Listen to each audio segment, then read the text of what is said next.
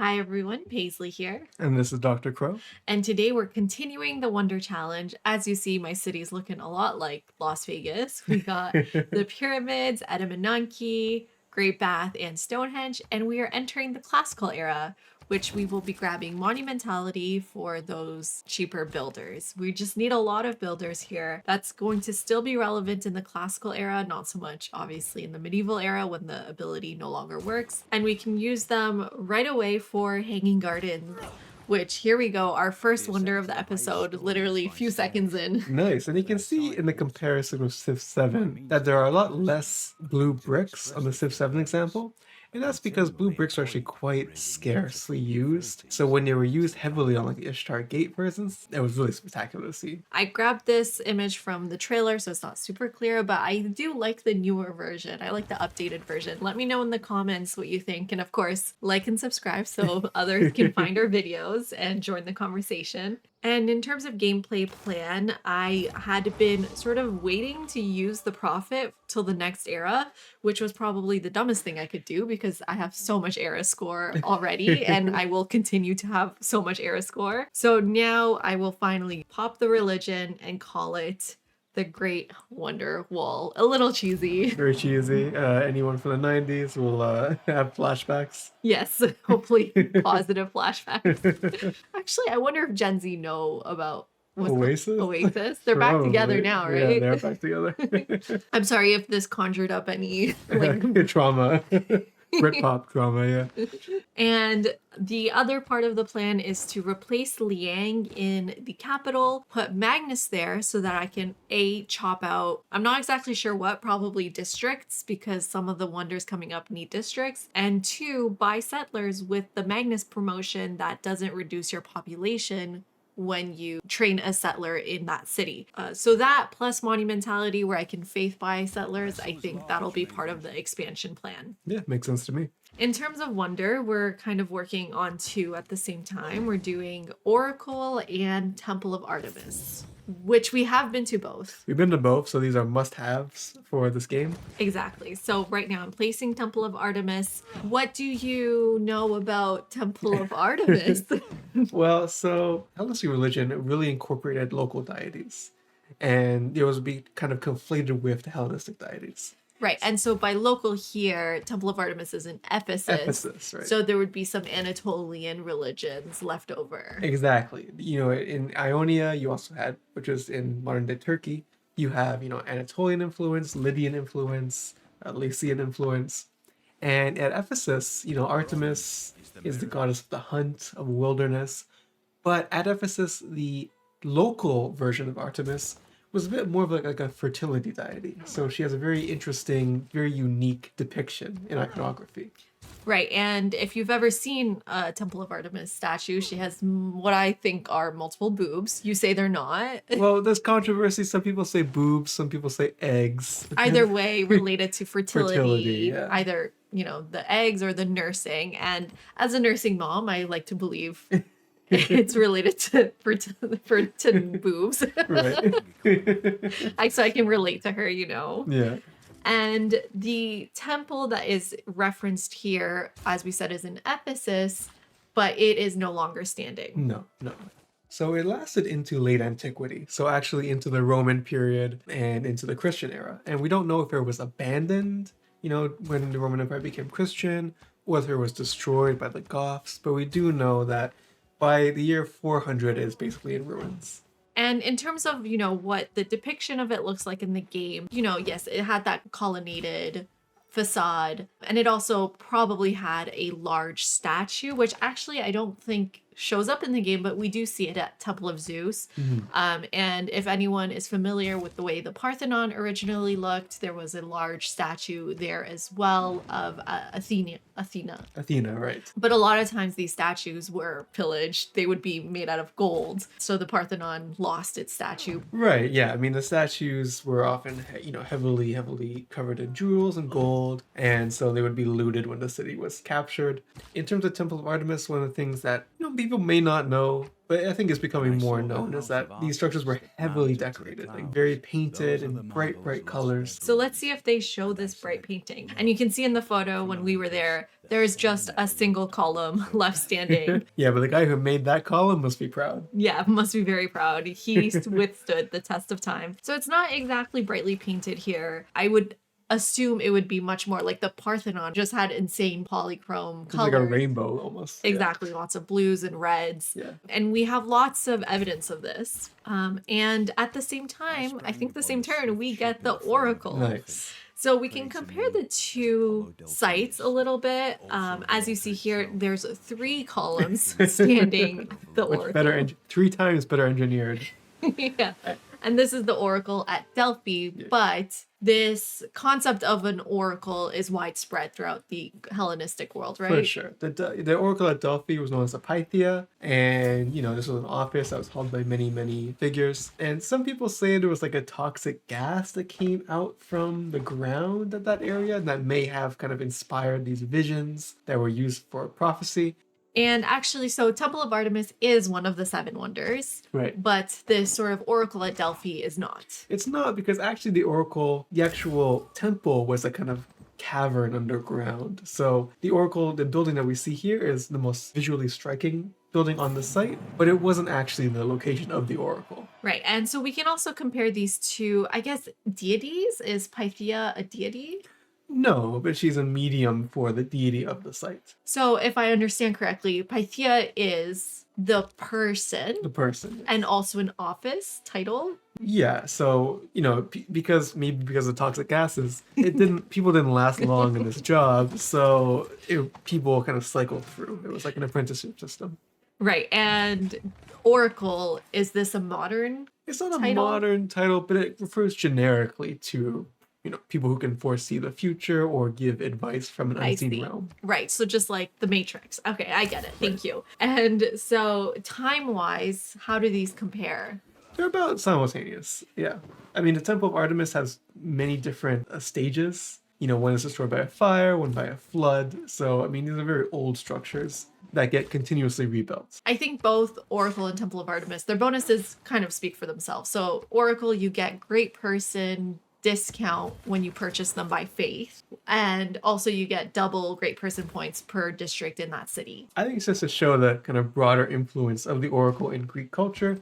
You can read any Greek text from that period, from Plato to Thucydides, and they're always, mentioning the oracle and her effects. So they're related to great artists and writers. Right, exactly. And Temple of Artemis gets you food, housing, and amenities for each camp, pasture, and plantation nearby. Yeah, I think this is related to Artemis's role as goddess of the hunt and the wild animals. Again, at Ephesus, her association was also with fertility, so maybe that has something to do with it. And moving on to our next set of wonders, I am working on Jebel Barkal. So I guess we're moving back in time, right? When is this from? Yeah, this is from the Nubian period. So it actually has quite a long legacy, because this was a site that was kind of contested between Egypt and Nubia. So you have Egyptian buildings on the site, you have Nubian pyramids at the site, and there's a lot of cultural back and forth. Right. And one of the main differences between Nubian and Egyptian pyramids, I guess according to you, would be the slantiness.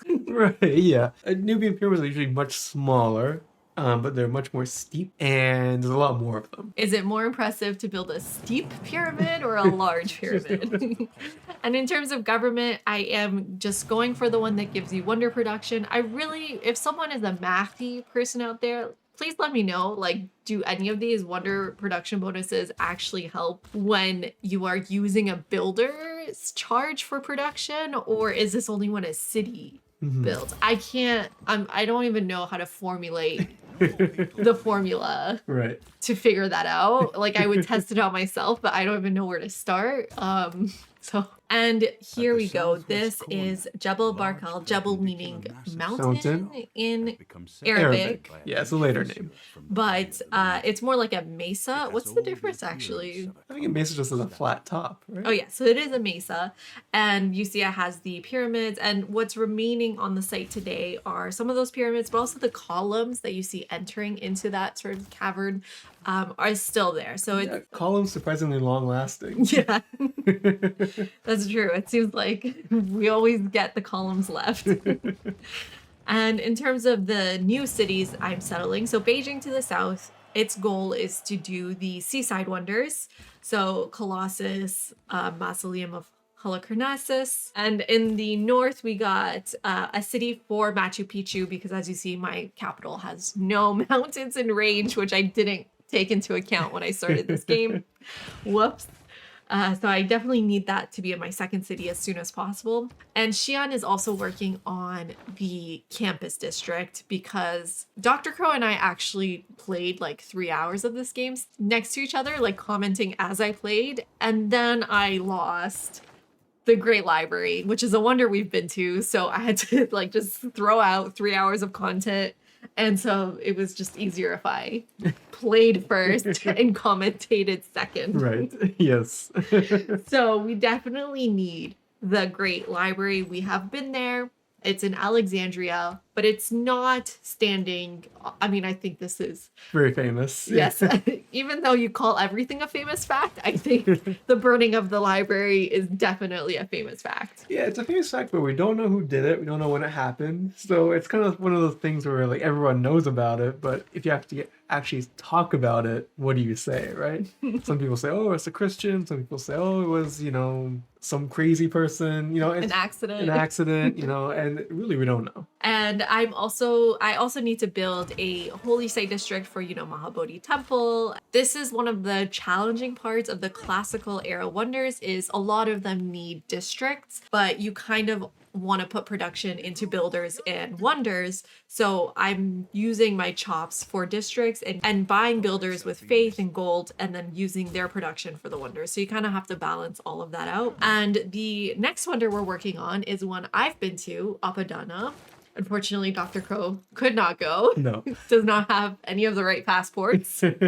But yes, Apadana is in, mid-southern Iran, close to Esfahan and Shiraz. And Apadana sits in the former city of Persepolis. So do you want to tell us a little bit about Persepolis and Apadana? Well, you should tell me more, but That's true. yeah, I mean, Persepolis was the capital of the Persian Empire, founded by Cyrus, and we have a fair amount of ruins remaining from it that are in pretty good condition. Yes, so it is in ruins today, but lots of columns Lots of standing. columns. And the columns at Persepolis have this very unique iconography at the top, which is the two-headed bull. And actually in the Civ 7 trailer, I spotted the two-headed bull in front of a city building, which tells me Persia is 100% in Civ 7. I do not think they would use that for any other civilization. It's very much uniquely related to the Persian Empire. And one of the really unique things about Apadana is this relief at the front you see in the image in the left, sort of members of the Persian Empire represented through their clothes coming to see the king and bringing gifts. Now, this is a very different representation of rulership. Here, it's really one about building a coalition through your provinces. Right, and I think that's where the bonuses from Apadana come into play. That kind of thing about envoys and city-states. It's kind of, I think, designed to be reminiscent of how the Persians exemplified an ideology of rule. I really recommend my former professor, Maria Brosius's book. I think it's just the introduction to the Persians.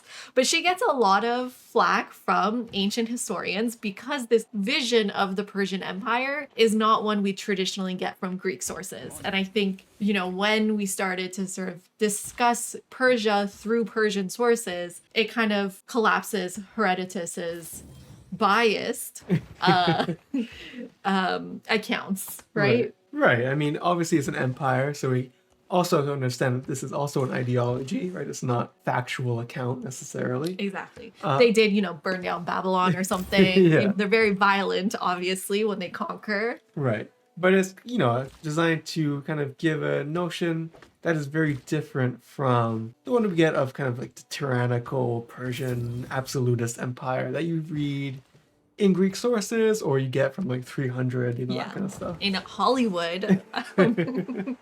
And so the Persians, extend to all the way to Egypt, But another group that extends all the way to Egypt are the Greeks, the Ptolemaic Empire. Now, this is my little, transition to the Great Library.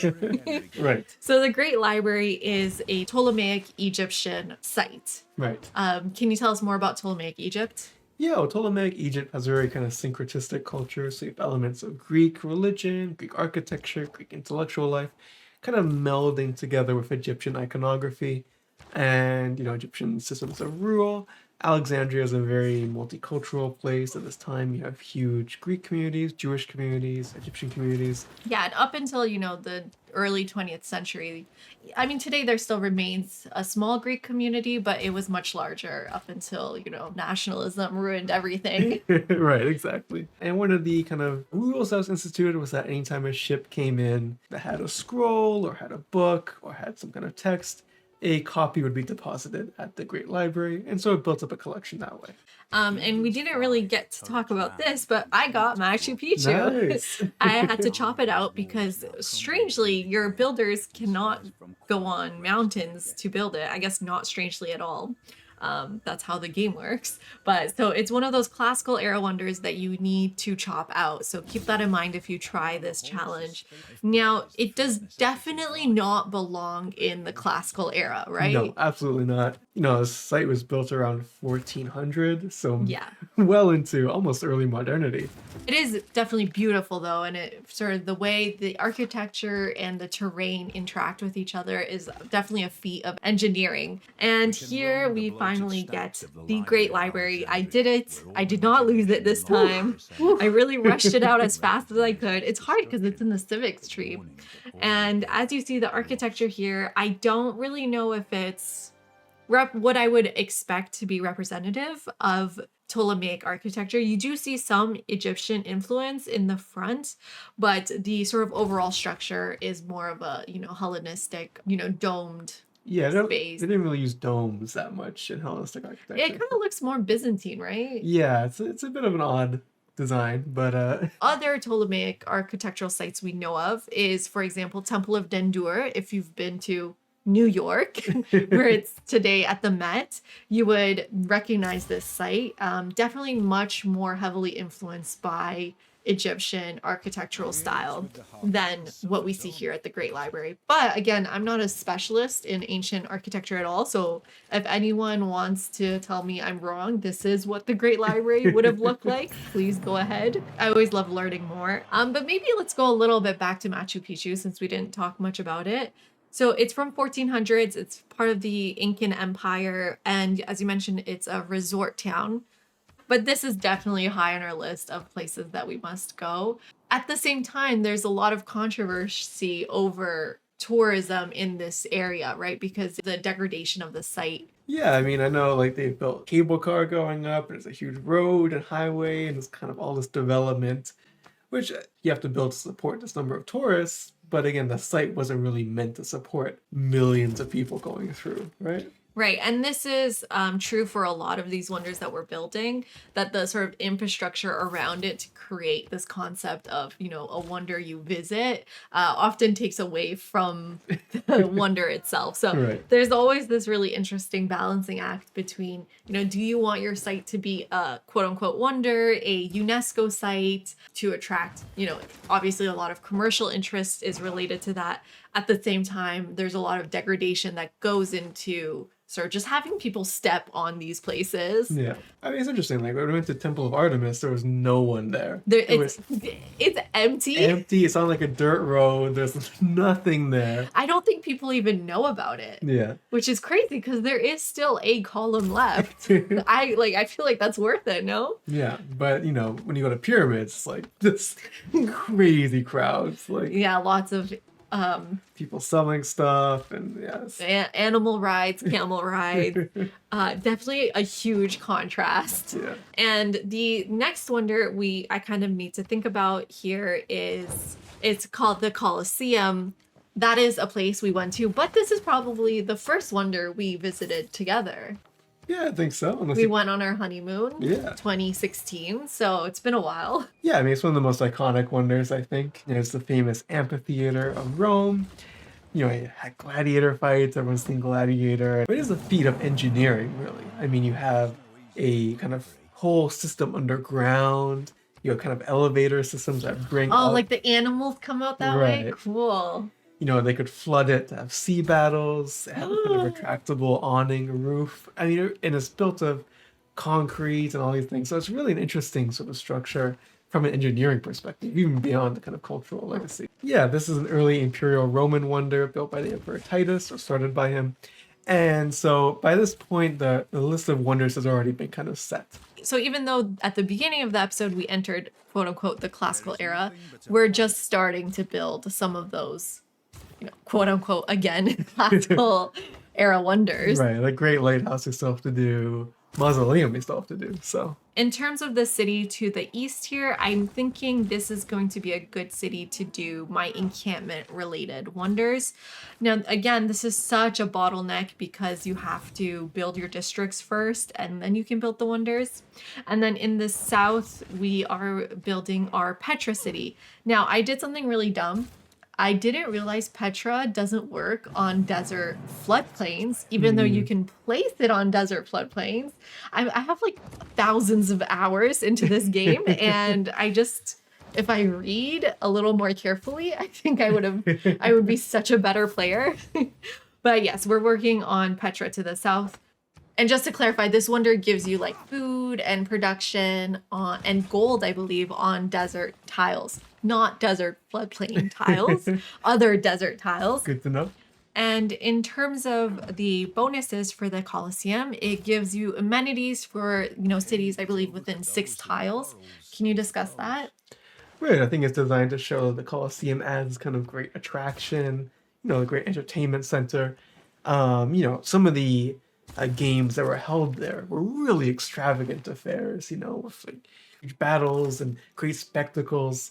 And this is where the kind of term bread and circuses comes from, meaning like, you know, necessities and then this luxury that you kind of give to win over the population. Right. So this idea of amenity, it's tied to in the game to this concept of happiness. Right. So you think people were happier because they had the Colosseum? Right. I mean, this is something whenever, you know, an emperor had a huge victory, or if they were doing badly and wanted to kind of get some popular support, they would hold these huge games and sponsor them to show their generosity to the people. I don't know if I would be so gullible, you know, have a lion eat a man, I'm happy again. And here we get the Colosseum very much related to the way we create contemporary stadiums, and you can kind of see the retracting roof that you were talking about at the top there. That's interesting. And yes, to the city in the south, we are working on Petra, And we got it. We get it on the same turn. Right, and Petra is designed to reflect the treasury building at the city of Petra, which was built by the Nabateans. And this is, you know, a kind of very Hellenistically influenced Arab civilization.